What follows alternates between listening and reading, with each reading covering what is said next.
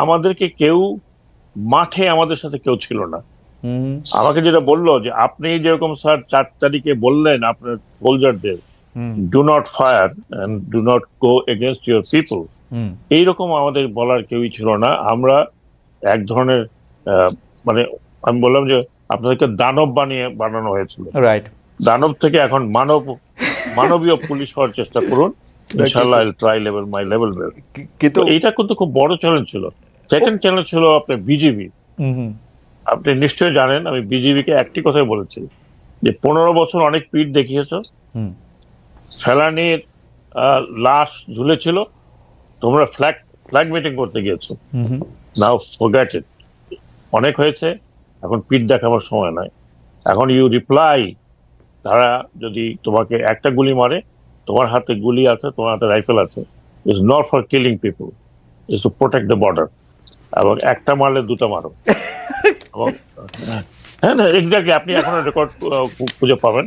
এবং ঠিক তার পরের দিন বিজিবি অন্য একটা রূপে বর্ডারে ছিল, সেই থেকে এখনো তারা ওইরকমই আছে।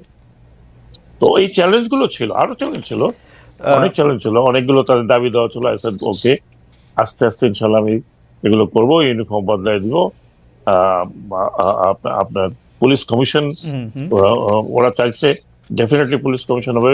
তারা শুধু এটুকু বললো আমরা কোনো পলিটিশিয়ানদের নিচে আর চাকরি করতে চাই না, আমাদের একটা কমিশন হোক। হ্যাঁ, ওনাদের কাছ থেকে আমরা অর্ডার নিব, ওনারা আমাদের লুক আফটার করবে, ওনারা আমাদের বিচার করবে। আমি এই পর্যায়ে আমার শেষ প্রশ্ন, তারপর আমি মাসুদ কামাল ভাইকে চলে যাবো। আপনি যদি একটু সংক্ষেপে এটা বলেন যে সব সরকারের উপদেষ্টা হওয়ার পরপরই আপনি আওয়ামী লীগের দীর্ঘ ঐতিহ্যের প্রশ্ন করে তাদের দল গুছানোর পরামর্শ দিয়েছিলেন, কিন্তু এখন তো স্পষ্ট আপনার সরকার সেই সুযোগ আর দিতে চায় না। আপনি কি আপনার মতেই আছেন নাকি আপনি না? ওই সময় তো আমি এই কথাটা বলেছি, হয়তো এটা অ্যাডভান্স বলেছি, তারপরে কিন্তু অনেকে একই কথা বলেছে। আমি যা বলেছি সেটা কিন্তু খণ্ডিত আকারে এসছে। ওকে, আমি পুরো জিনিসটাই আসেনি। আমি বলেছিলাম যে যারা অন্যায় করেছে তাদের তো বিচার হবেই, তারা এই বিদেশে বসে না করে আপনারা আসুন, ইউ ফেস ইউর পিপল, হ্যাঁ, লোকজনকে আপনার ফেস করুন, দেন ইউ সি যে আপনারা কতখানি পপুলার। ওকে, আর যারা অন্যায় করেনি, যারা কোনো অন্যায়ের মধ্যে ছিল না, যারা হয়তো ডেডিকেটেড ছিল, তারা যদি মাঠে থাকে তাহলে তো কোনো অসুবিধা নেই। কিন্তু যারা অন্যায় করেছে, everybody must account for their sins. এটা আমি কেন বলেছিলাম সেটা আপনাকে বলি। জি, 15 বছরে আমি যাদের সাথে ছিলাম, পুলিশ বলেন, অ্যাডমিনিস্ট্রেশন বলেন, 15 বছরে everybody was their men. Okay, everyone. এখন আমার সেই কথাটা অনেক লম্বা কথা ছিল, সেই কথাটা আমি কি বলবো, আপনি তো মিডিয়াতে আছেন, আমার বলার দরকার নেই, বেশি বলার দরকার নেই। আপনি এর আগেও আমার কথা শুনেছেন ডেফিনেটলি, জি, বিভিন্ন মিডিয়াতে। জি, আমার মনোভাব আপনারা জানেন খুব ভালোভাবে। আমি যদি তার এই পার্টির প্রতি কোনো বিশেষ কিছু থাকতো, এই ব্যাপারে আমার কোনো সন্দেহ নাই, বা বাংলাদেশের মানুষজন হয়তো এই সন্দেহটা করে না যে আপনি আওয়ামী লীগের কোনো পারপাস সার্ভ করতেছেন। তবে কেউ যারা কিছু বলার তারা তো কেউ নানা ধরনের কথা বলতেই পারে। কিন্তু আমি মনে করি আপনার কাছে কি মনে হয়, রাইট, কিন্তু আপনার কাছে কি মনে হয় যে প্রফেসর ইউনূস সাহেব আপনার মন্ত্রণালয়টা বদলে দিলেন কোন একটা মেসেজ দেওয়ার জন্য, আপনার এই কথা বলার জন্য, না বলার জন্য, নাকি এইটার সাথে এটার কোনো সম্পর্ক নাই? না, আমি তো যতটুকু মানে ওদের কাছ থেকে শুনেছি, আমার বিরুদ্ধে বিএনপির ছাত্ররা নেমেছিল, বিশেষ করে উইদাউট আন্ডারস্ট্যান্ডিং। ওকে, হয়তো অনেকে শুনেই নেই আমি কি বলছি। সেইটাই হয় আর কি বেশিরভাগ সময়। Anyway I have forgotten that. না, ঠিক আছে, কারোর বিরুদ্ধে কোনো অভিযোগ নেই। আমার মনে হয় যে মানে আওয়ামী লীগের সাথে আপনাকে যদি সংযুক্ত করার কারো এরকম উর্বর চিন্তা যাদের আসে, সেটা তাদেরই দায়িত্ব, তাদের এটা। মহিউদ্দিন, আমি আপনাকে একটা কথা বলি, জি, একটা জাস্ট ফর ইওর ইয়ে। আপনি আমাকে 2018 সালের নির্বাচনের আগে বিভিন্ন জায়গা থেকে বলেছে যে আপনি নমিনেশন নিলে আপনি একটা পর্যায়ে চলে যাবেন, ইনক্লুডিং আমাদের একটা সংস্থা। আমি সাথে বলেছিলাম যে আমার পলিটিক্যাল কোনো অ্যাম্বিশন নাই, I can't do party politics. I will never do it. General Sakhawat, আমি সে সময় দেশে ছিলাম, আমিও দর্শকদেরকে সাক্ষ্য দিচ্ছি যেরকম একটা আলোচনা ছিল এবং আমি এটা ফরশিওর। আমি একটু জনাব মাসুদ কামালের কাছে যেতে চাই। জনাব মাসুদ কামাল, আপনাকে শোনার জন্য আসলে আমাদের দর্শকরা অনেকেই ব্যস্ত এবং বেকুল আছেন, কিন্তু আমি একটা প্রশ্ন করতে চাই যে আপনি কি ডক্টর মোহাম্মদ ইউনূস এবং তার উপদেষ্টা পরিষদের উপর রেগে আছেন?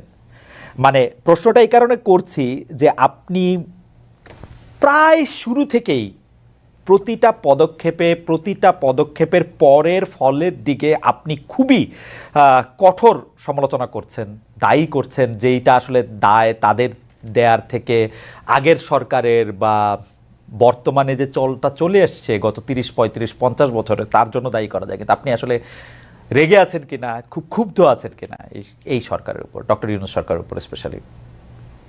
আচ্ছা, ধরেন আমি একটা আপনাকে এক্সাম্পল দিয়ে বোঝাই। জি, সরি, ধরেন আমার ছেলে স্কুলে যায়, সেই স্কুলের রেজাল্টটা একটু খারাপ করলো, অঙ্কে মনে করেন সে 100-র মধ্যে 35 পেল অথবা 40 পেল। আরো অনেকের ছেলে কিন্তু এর চেয়েও কম পেয়েছে। আমি কার উপর বেশি রাখবো? আমার ছেলের উপরে, যাকে আমি বেশি ভালোবাসি, যার উপর আমার বেশি প্রত্যাশা, তার উপর কি আমি ক্ষুব্ধ হব না? হব তো।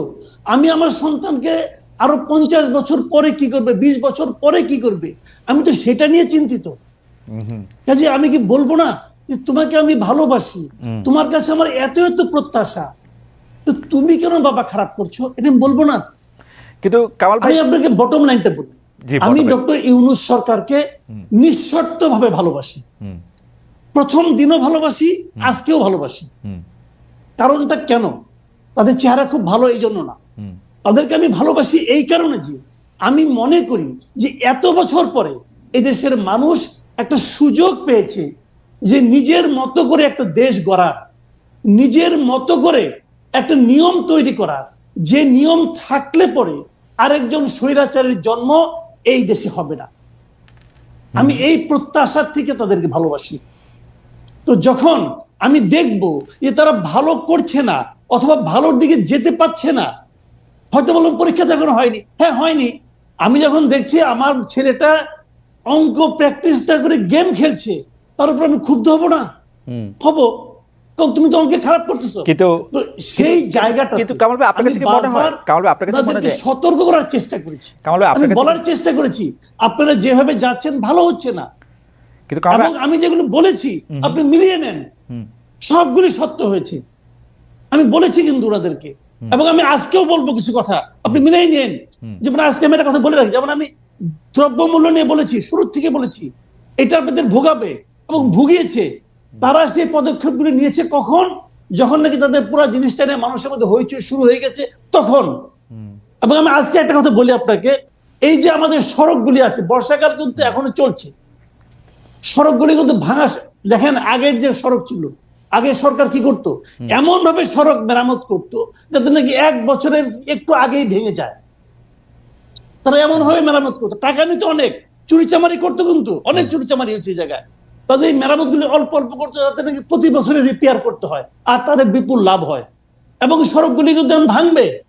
আমি এখন থেকে সতর্ক করছি, এই সড়কগুলো আপনারা ঠিক করেন। দেখবেন যদি ঠিক না করে আর 3 থেকে 4 মাস আপনি হাইওয়েতে চলতে পারবেন না। এখন এটা আমি বলবো না যে আপনারা আগে থেকে।